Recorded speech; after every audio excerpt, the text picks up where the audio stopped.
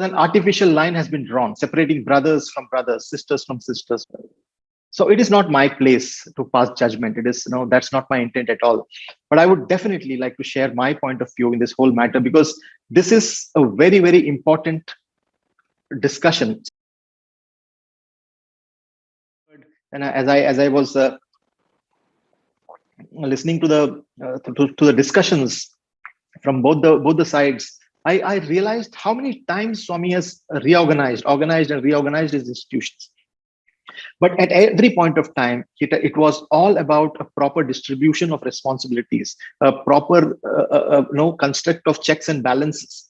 Right? Even for the central trust, he had visualized a construct of distributed responsibility, of unity amongst equals. He had given empowered subcommittees, empowered board of management, and board of trustees. That's the way he had designed the entire structure.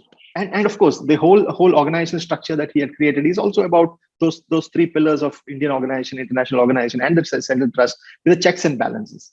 Because he talks about the collective legacy, and from the collective legacy, the first point being the collective legacy, comes the second point, which is true unity amongst equals. Right. The second point is about what is being fought for, what is being argued about today. The point of contention here is that unity can only be amongst equals.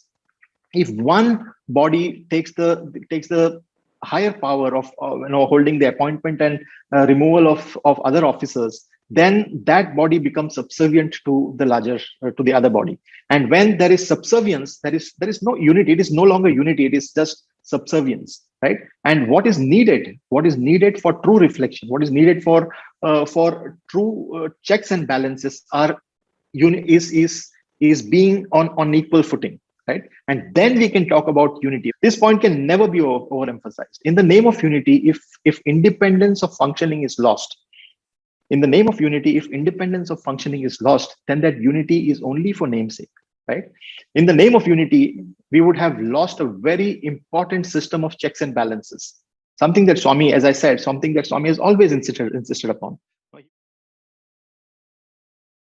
I have seen the time and effort that Swami has put in grooming multiple leaders across the globe and the country.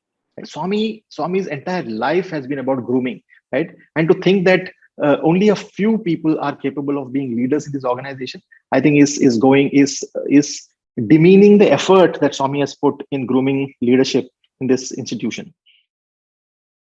The Indian custom should it be part of the international organization or not? Should it be an India-centric organization? All these discussions are coming, are important deliberations to have, right? To really understand which part of the Indian culture is important to be taken forward, right? It is not about trusting Indian customs and rituals on a global audience. The essence of his legacy, let it not be brought down to a level where direction in which the arati is rotated, whether shoes should be worn or not, what appellation should precede his name. Those are all incidental. Those are all small things. We cannot be insisting on rituals as an important component of the organization. Organization is not about rituals. We have to, this is a statement that I would really like to emphasize. We need to safeguard against turning into a religion, right? We need to guard against becoming a dogmatic, ritualistic body.